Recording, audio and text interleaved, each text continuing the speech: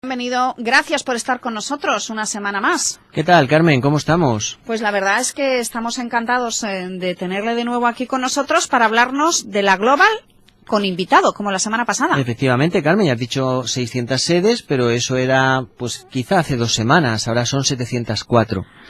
¿Vale? O sea, esto va... Se han ido añadiendo sedes, efectivamente, hay muchas que, bueno, se dan de alta al final del periodo de inscripción, y ahora mismo son 704 sedes en todo el mundo. En la provincia de Valencia tenemos pues 2 o 3 sedes, y en la Universidad Politécnica la única sede que hay es la del campus de Gandía. Quería empezar hoy hablando de la industria del videojuego, ¿vale? Porque es una industria que en España representa ya más de 1.000 millones de euros al año de consumo. Se ha convertido en la primera industria de ocio audiovisual e interactivo de España, la industria del videojuego, ¿vale? Y decir que en España hay más de 15 millones de usuarios de videojuegos, más de un 42% de la población total de España juegan a videojuegos. No solo hablamos de niños, hablamos también de adultos. No me parece una cifra desorbitada lo del 42% de la población. Incluso diría que a lo mejor se ha quedado un poco corta. Las cifras hablan de que los gamers españoles dedican de media 6,2 horas semanales a jugar a videojuegos. Yo me lo creo porque mi hijo juega por mí y por él. O sea, rompe la media, ¿no? Exacto, rompe la media.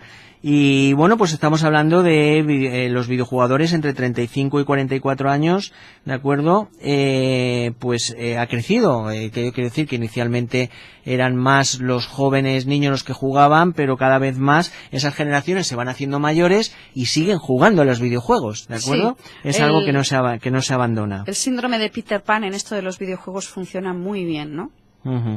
Efectivamente. A nivel mundial, pues decir que en España representamos, en Europa somos la 4ª potencia, está Alemania, Francia, Reino Unido, nosotros, y aproximadamente estamos más o menos empatados con Reino Unido en cuanto a número, en cuanto a gasto que se hace en videojuegos, tanto en software como en hardware, es decir, en comprar juegos como en comprar plataformas, ¿de acuerdo?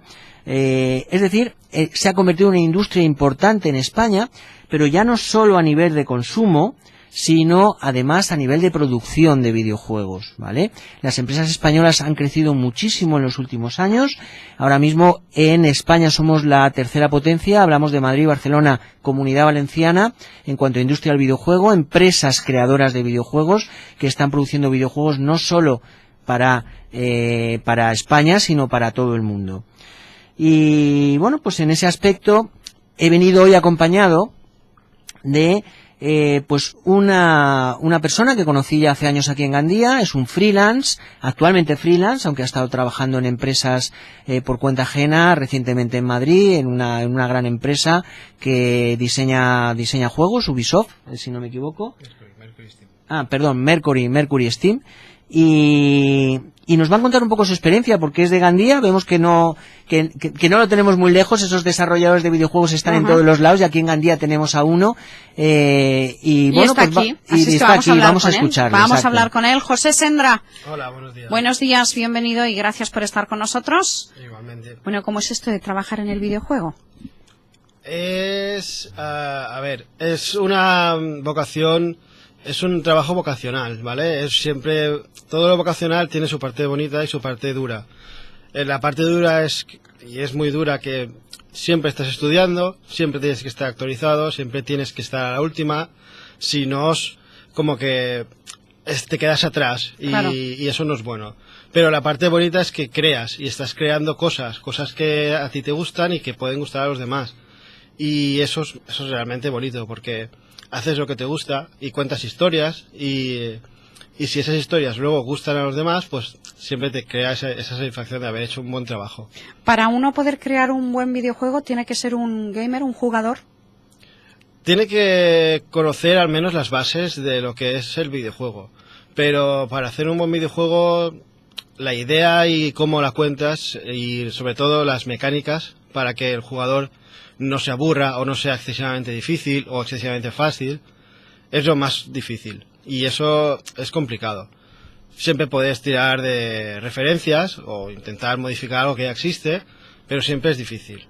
Pero no tiene por qué ser un jugador de jugar 10, 12, 15 horas semanales. No es necesario, pero sí que ayuda, como siempre. Conocer un poquito de la dinámica es fundamental. Correcto. Oye, José, ¿y cómo es esto de la industria del videojuego? Quiero decir, ¿es relativamente accesible? ¿Alguien desde Gandía diseñando videojuegos? Actualmente, a día de hoy, todo se ha estandarizado bastante y se ha monopolizado bastante todo. Hoy sí que se puede crear un videojuego una sola persona. Antes era impensable porque los medios no eran los que son ahora, porque ahora todo ha hecho un boom y se ha facilitado mucho las cosas. Antes era más complejo y más sectario. Pero sí que es verdad que lo que te comentaba antes, que si no estás medianamente preparado, es muy difícil entrar en una oportunidad para trabajar hacia los demás. Tú mismo sí que puedes, como eres tu propio jefe, tienes libertad completa, sí que puedes hacer tus cositas, pero lo de siempre. Cuanto más pequeño, pues proyectos más pequeños, más sencillos, más asumibles. Cuanto más grande es tu idea o más ambición tiene tu videojuego, más recursos necesitarás, más personas, más...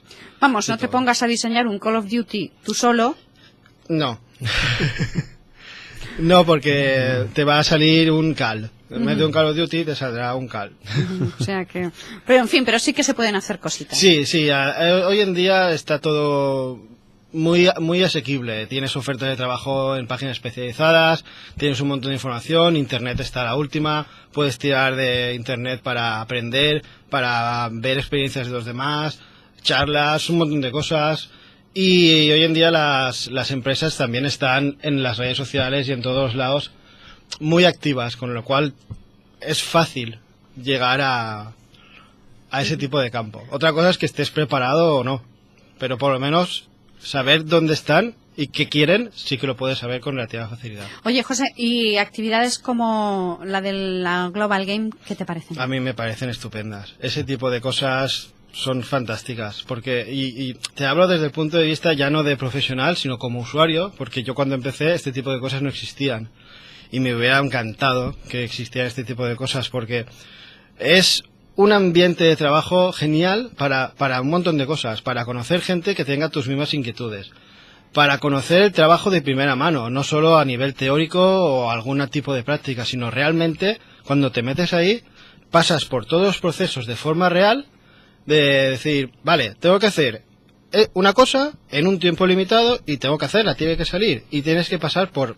la creación de la idea, la creación de la organización, si sois 2, 3, pues organizar las tareas, yo hago esto, yo hago lo otro, yo me planteo esto, tal.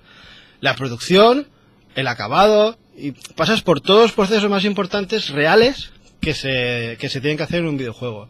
Y eso es una experiencia que no tiene ni precio. Y encima, si lo hacen en el campus de Gandía, rodeado de ese ambiente que es genial, la gente se levanta, pregunta, mira a los demás, tiene inquietudes, se conoce, se fermenta esas ganas de trabajar. A mí me parece estupendo y ojalá siga muchísimos años, que yo voy a estar allí. Tengo que decir que este año lo hemos fichado, él ya había estado, es uno de los fichajes más importantes que tenemos para la Global de este año, va a participar con nosotros allí y va a ser un valor añadido muy importante porque la gente que pueda estar conviviendo con él estos días allí pues va a poder aprender un montón. Pero no solo él, sino que nos vienen exalumnos nuestros de Alemania que están trabajando ya en el sector de los videojuegos en Alemania, vienen también a participar, vienen 3 profesores también del campus de Gandía que también están involucrados en un grupo de desarrollo multimedia, ¿vale? Con lo cual el valor añadido que va a dar el campus de Gandía como sede va a ser muy grande. Yo quería decir también que los videojuegos muchas veces se asocian con la diversión y tal, pero hay muchas aplicaciones en el sector en la educación, en la sanidad, en servicios sociales, ¿de acuerdo? Incluso en el sector turístico, ¿de acuerdo?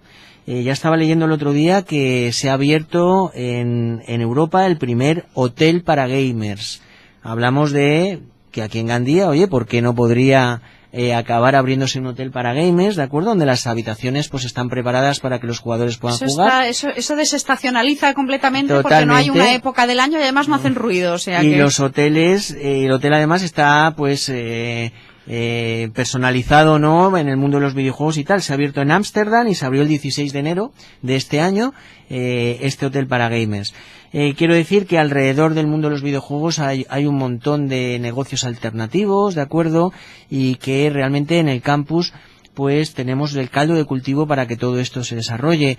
Ya no solo porque ya lo teníamos antes con los títulos de comunicación audiovisual, ingeniería de teleco, que aporta tecnólogos el de ingeniería de teleco y artistas y creadores el de comunicación audiovisual, sino porque además ahora llega a este curso el nuevo grado en tecnologías interactivas que está 100% orientado justamente pues a la creación de videojuegos, entre otras cosas, ¿de acuerdo? Pero que la gente que entre ahí va a salir preparada para poderse especializar en el mundo de los videojuegos si así realmente le gusta y le apetece.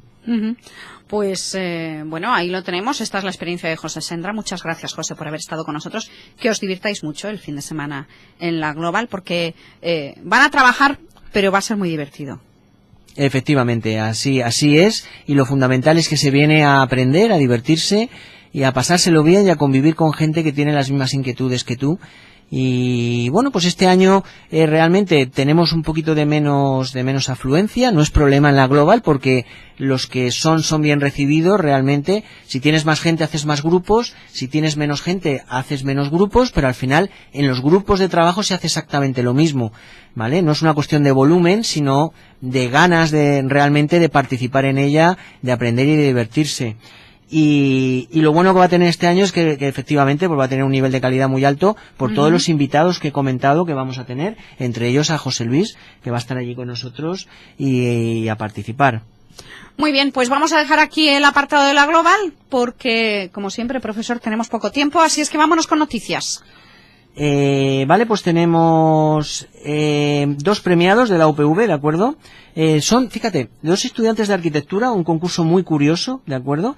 Que se ha celebrado en Australia, ¿de acuerdo? En Melbourne, ¿de acuerdo? El objeto, el nombre del concurso era el Melbourne Tattoo Academy y realmente la propuesta era la búsqueda de propuestas para construir una escuela de tatuaje, ¿vale? En el corazón de la metrópolis australiana.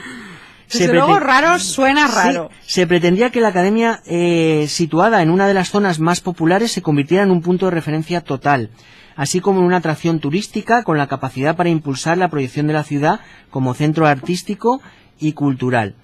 Bueno, pues lo curioso de este concurso es que todos los 3 primeros puestos han recaído en estudiantes universitarios.